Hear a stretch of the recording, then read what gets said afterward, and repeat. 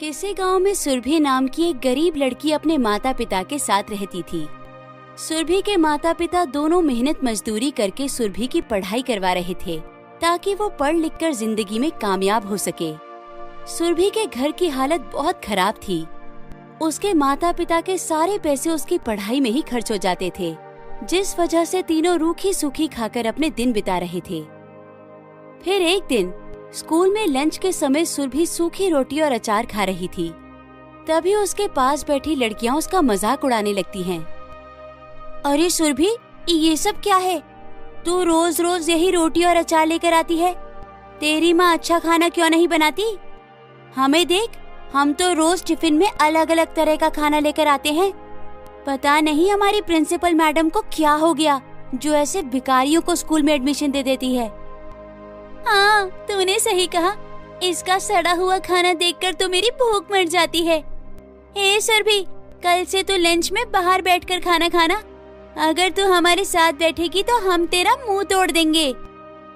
मैं गरीब हूँ तो इसमें मेरा क्या कसूर है? आखिर तुम सब मेरे साथ इस तरह बर्ताव क्यों करती हो? ज्यादा बहस मत कर। चल इसी वक्त क्लास से बाहर जा और वहाँ बैठकर अपनी रोटी और अचार खा। उसके बाद सभी लड़कियां सुरभि को क्लास से बाहर भगा देती हैं। दुखी होकर बेचारी सुरभि बाहर बैठकर रोटी खाने लगती है। लेकिन तभी अचानक वहाँ एक कौवा आ जाता है और वो सुरभि की रोटियां लेकर भागने लगता है। अरे, मुझे बहुत भूख लगी है और ये कौवा मेरी रोटी लेकर भाग रहा है। उसके बाद सुरभि कौवे का पीछा करने लगती है। देखते ही देखते वो कौवा स्कूल के पीछे वाले जंगल में पहुंच जाता है, लेकिन सुरभि कौवे का पीछा नहीं छोड़ती। थोड़ी देर के बाद कौवा एक बड़े से पेड़ की डाली पर जा बैठता है। सुनो, तुम मेरी रोटी वापस कर दो, मुझे बहुत भूख लगी है। गरीब होने की वजह से मुझे सिर्फ एक ही वक्त का खाना मिलता है। अगर तुमने मेरी रोटी खा ली तो आज मुझे भूखा रहना पड़ेगा। तभी अचानक कौवा जोर जोर से काऊ काऊ करने लगता है और अगले ही पल उस पेड़ के ऊपर एक सुंदर झरना प्रकट हो जाता है। ये नजारा देख सुरभि की आंखें आश्चर्य से भर जाती हैं। फिर उसके बाद कौवा सारी रोटियां झरने के पानी में डाल देता है और अचानक सारी रोटियां सोने की रोटी बन जाती है। उसके बाद वो कौवा उड़कर वहाँ से चला जाता है। सोने की रोटियां देख सुरभि बहुत खुश होती है। उसके बाद सुरभि जैसे ही झरने से सोने की रोटियां बाहर निकालती है कि तभी वो झरना गायब हो जाता है।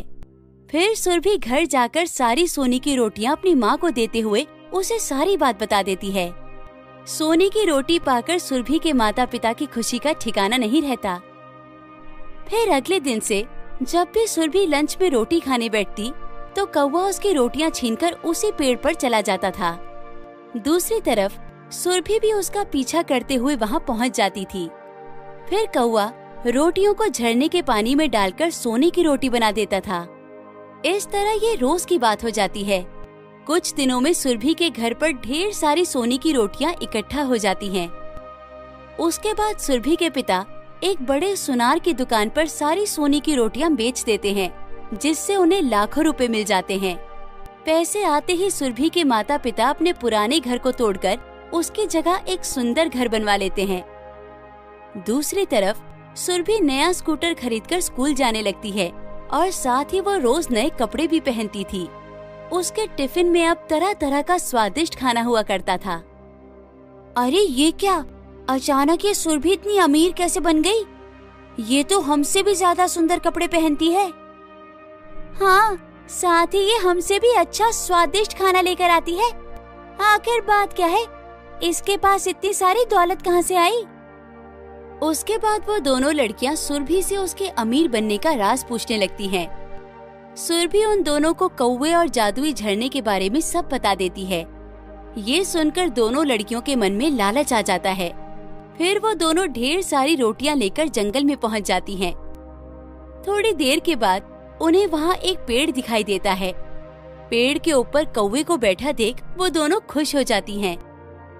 कौन हो तुम दोनों और यहाँ क्यों आई हो? देख, हमें सब कुछ पता चल गया है। तू रोज हमारी क्लास में पढ़ने वाली सुरभि नाम की लड़की को यहाँ लेकर आता है और उसकी साधारण रोटियों को झरने के पानी में डुबाकर सोने में बदल देता है। चल, हमारी भी रोटियां सोने में बदल दे। तुम दोनों बहुत ही लालची और घमंडी हो, इसलिए मैं तुम्हारी मदद नहीं करूँगा। ये सुनते ही दोनों लड़कियों को बहुत गुस्सा आता है और वो दोनों पत्थर उठाकर कौवे को मारने लगती हैं। इस बात से कौवा गुस्से से तिलमिला जाता है और उसी वक्त वहाँ जादुई झरना प्रकट कर देता है। फिर अगले ही पल उस झरने से जादुई डरावनी चुड़ैल बाहर निकल आती है। सुन चुड़ैल, इन दोनों लालची लड़कियों की पिटाई करके इन्हें सबक सिखा। कौवे के इतना कहते ही चुड़ैल उन दोनों लड़कियों की पिटाई करने लगती है। अरे मर गई रे, कोई बचाओ मुझे। हाय, मुझे बहुत दर्द हो रहा है। अरे कोई मुझे चुड़ैल से बचाओ। उसके बाद मार खाकर दोनों लड़कियां रोती हुई वहाँ से भाग जाती हैं। इस तरह उन दोनों को सबक मिल जाता है। एक दिन सपना अपने घर के आंगन में सो रही थी। तभी अचानक वहाँ एक डरावनी जादूगरनी आ जाती है। इससे पहले कि सपना कुछ समझ पाती, जादूगरनी उसके गर्दन पर एक बड़ा चाकू रखकर उसे धमकाने लगती है। सुन लड़की, अगर तुझे अपनी जान प्यारी है तो जैसा कहती हूँ वैसा कर, वरना मैं तेरा गला काटकर तुझे जान से मार दूंगी। आखिर तुम मुझसे चाहती क्या हो? मुझे सिर्फ तेरे बाल चाहिए। मैं तेरे सारे बालों को काटकर अपने साथ ले जाऊंगी। नहीं नहीं, मेरे बाल मत काटो। बाल काटने के बाद तो मैं गंजी हो जाऊंगी, फिर सभी लड़कियां मेरा मजाक उड़ाएंगी। दया करके मुझे छोड़ दो। खामोश हो जा। अगर अब तूने एक शब्द भी कहा तो मैं तेरी जुबान काट लूंगी। उसके बाद जादूगरनी सपना के सिर के सारे बाल काट लेती है। फिर जादूगरनी अपनी जादुई झाड़ू में सवार होकर आसमान में गायब हो जाती है। अगली सुबह सपना देखती है कि उसी की तरह गांव की बहुत सारी लड़कियों के बाल कट गए हैं और वो सभी पूरी तरह गंजी हो गई हैं। अरे ये क्या? लगता है उस जादूगरनी ने मेरे साथ साथ इन सभी लड़कियों के बाल काट लिए। फिर सपना उन सभी लड़कियों के पास जाकर उनसे जादूगरनी के बारे में बात करने लगती है। वो जादूगरनी बहुत ही खतरनाक थी। उसने बड़ा सा चाकू दिखाकर मेरे सारे बाल काट लिए। अब मैं अपने कॉलेज नहीं जा सकती, वरना सभी लोग मेरा मजाक उड़ाएंगे। हाँ, सच में वो जादूगरनी बहुत ही बुरी थी। देख लेना, उसे इसकी सजा जरूर मिलेगी। दूसरी तरफ वो जादूगरनी बादलों के ऊपर मौजूद एक खेत की मिट्टी खोदकर बालों को गाड़ देती है। फिर रात होती है। जादूगरनी दोबारा गांव में दाखिल हो जाती है। जादूगरनी को देखते ही सपना बुरी तरह घबरा जाती है। अरे ये जादूगरनी तो फिर से आ गई। इससे पहले कि ये मुझे देखे, मैं अपने घर के तहखाने में जाकर छुप जाती हूँ। सपना घर के अंदर भागने लगती है, लेकिन तभी जादूगरनी की नजर उस पर पड़ती है और वो तेजी से उड़ती हुई सपना के पास पहुँच जाती है। कहाँ भाग रही थी लड़की? अरे कल ही तो तुमने मेरे सारे बाल काटे थे, अब तुम्हें और क्या चाहिए? आज मुझे तेरे शरीर का खून चाहिए। चुपचाप मेरी बात मान, वरना जान गंवा बैठेगी। उसके बाद जादूगरनी सपना के शरीर से ढेर सारा खून निकालकर एक बोतल में जमा कर लेती है। फिर जादूगरनी एक एक कर गांव की सभी लड़कियों का खून अपने पास इकट्ठा कर लेती है। अरे वाह, मेरे पास तो बहुत सारा खून जमा हो गया। अब मुझे वापस अपने बादल में चले जाना चाहिए। फिर जादूगरनी हवा में उड़ती हुई वापस बादलों के ऊपर चली जाती है। उसके बाद जादूगरनी खेत में जाकर जमीन में दफन किए बालों के ऊपर लड़कियों का खून डाल देती है। कल मैं उन सभी लड़कियों की आंखें निकालकर यहाँ दफन करूंगी। उसके बाद यहाँ जादुई लड़कियों की फसल तैयार हो जाएगी। फिर जादुई लड़कियों की शक्ति का इस्तेमाल करके मैं इस दुनिया की सबसे शक्तिशाली जादूगरनी बन जाऊंगी। दूसरी तरफ जादूगरनी के आतंक से सभी लड़कियां बुरी तरह घबराई हुई थीं। कल रात जादूगरनी ने हम सबका ढेर सारा खून निकाल लिया। पता नहीं आज रात को हमारे साथ क्या करने वाली है। मुझे तो बहुत डर लग रहा है, लेकिन वो खतरनाक जादूगरनी है। हम चाहकर भी उसका सामना नहीं कर सकती। हमें कुछ ना कुछ तो करना ही होगा, वरना वो जादूगरनी इसी तरह किश्तों में हमारी जान ले लेगी।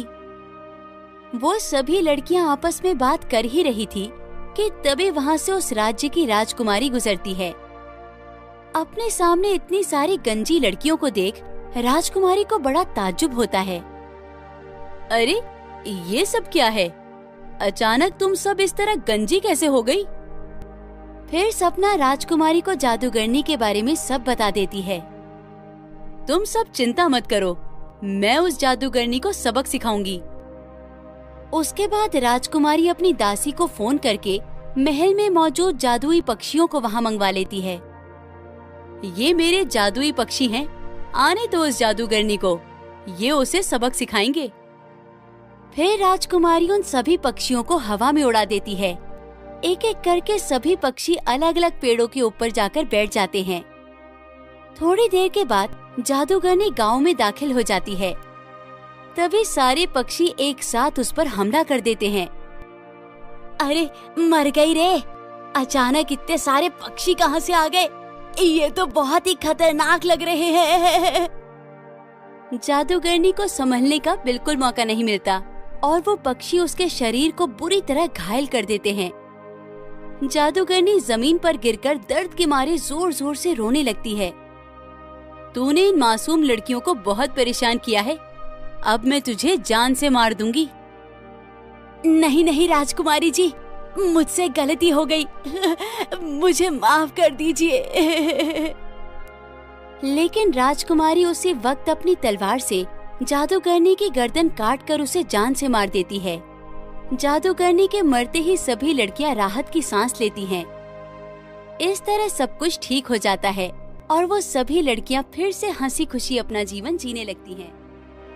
बहुत समय पहले किसी समंदर में नैना नाम की एक गरीब जलपरी अपनी 3 बेटियों के साथ रहती थी। नैना माधुरी नाम की जलपरी के यहाँ नौकरानी का काम करती थी।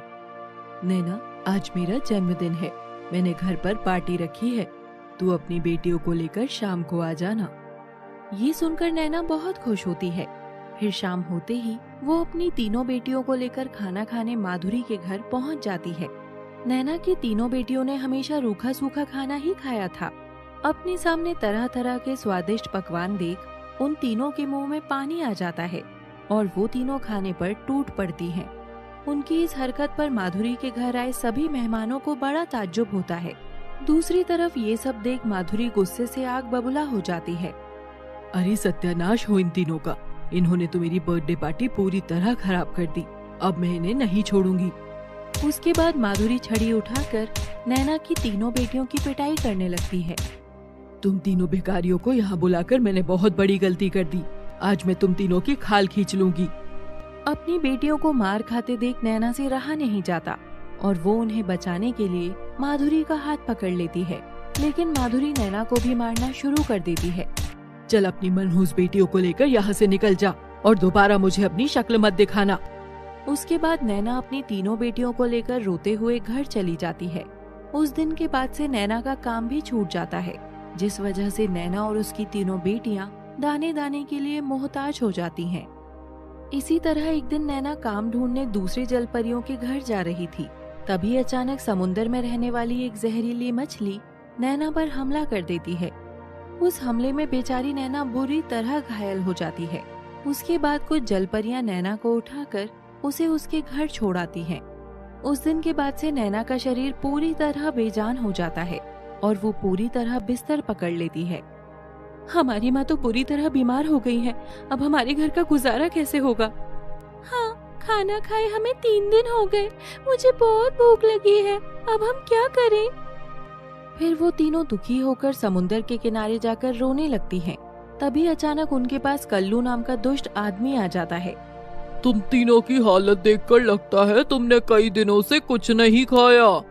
आपने बिल्कुल सही कहा अंकल, हम तीनों बहुत भूखी हैं, हमने 3 दिनों से कुछ नहीं खाया, क्या आप हमें थोड़ा सा खाना दे सकते हो? हाँ हाँ, क्यों नहीं, मैं मुसीबत के समय हमेशा दूसरों की मदद करता हूँ, अब तुम तीनों को भूखे रहने की जरूरत नहीं पड़ेगी। इतना कहकर कल्लू अपने थैले से बिस्किट निकालकर नैना की तीनों बेटियों को दे देता है, लेकिन बिस्किट खाते ही नैना की तीनों बेटियां बेहोश हो जाती हैं। ये देख कल्लू बहुत खुश होता है। फिर वो उन तीनों को रस्सी से बांधकर एक बड़े बोरे में कैद कर देता है। लेकिन तभी अचानक वहाँ मीरा नाम की एक औरत आ जाती है। अरे, ये दुष्ट आदमी इन 3 मासूम जलपरियों को पकड़कर अपने साथ ले जा रहा है। मुझे इन तीनों को बचाना चाहिए। उसके बाद मीरा अपने पास रखा चाकू निकालकर कल्लू को डराने लगती है। चल इन तीनों को छोड़ दे, वरना मैं तेरा गला काट दूंगी। अच्छा, तो तू इन तीनों को बचाने आई है? ठहर जा, तुझे अभी बताता हूँ। उसके बाद कल्लू भी चाकू निकालकर मीरा को मारने के लिए आगे बढ़ता है, लेकिन मीरा बहुत फुर्तीली थी। वो चाकू के वार से कल्लू को बुरी तरह घायल कर देती है। कल्लू दर्द के मारे जोर जोर से रोने लगता है। हाय, मर गया, मुझे बहुत तेज दर्द हो रहा है। अरे कोई बचाओ मुझे। चल भाग यहाँ से, वरना मैं सचमुच तेरा गला काटकर तुझे जान से मार दूंगी। उसके बाद कल्लू वहाँ से भाग निकलता है। दूसरी तरफ मीरा नैना की तीनों बेटियों को होश में ले आती है। फिर नैना की तीनों बेटियां मीरा को अपनी गरीबी के बारे में सब बता देती हैं। उनकी बातें सुनकर मीरा को बहुत दुख होता है। उसके बाद मीरा नैना जलपरी और उसकी तीनों बेटियों को अपने घर ले आती है। फिर मीरा एक बड़े वैद्य को बुलाकर नैना का इलाज शुरू करवा देती है और कुछ ही दिनों में नैना जलपरी पूरी तरह ठीक हो जाती है। बुरे वक्त में मुझे और मेरी बेटियों को सहारा देने के लिए आपका बहुत बहुत शुक्रिया। कोई बात नहीं, ये तो मेरा फर्ज था। अब तुम अपनी बेटियों के साथ मेरे घर के पीछे वाले तालाब में आराम से रह सकती हो। मेरे पास बहुत सारी खेती है और मुझे अनाज की कभी कोई कमी नहीं होती, इसीलिए तुम सबको रोज पेट भर खाना मिलेगा। ये सुनकर नैना और उसकी बेटियां बहुत खुश होती हैं। इस तरह सब कुछ ठीक हो जाता है और नैना अपनी बेटियों के साथ हंसी खुशी अपना जीवन जीने लगती है।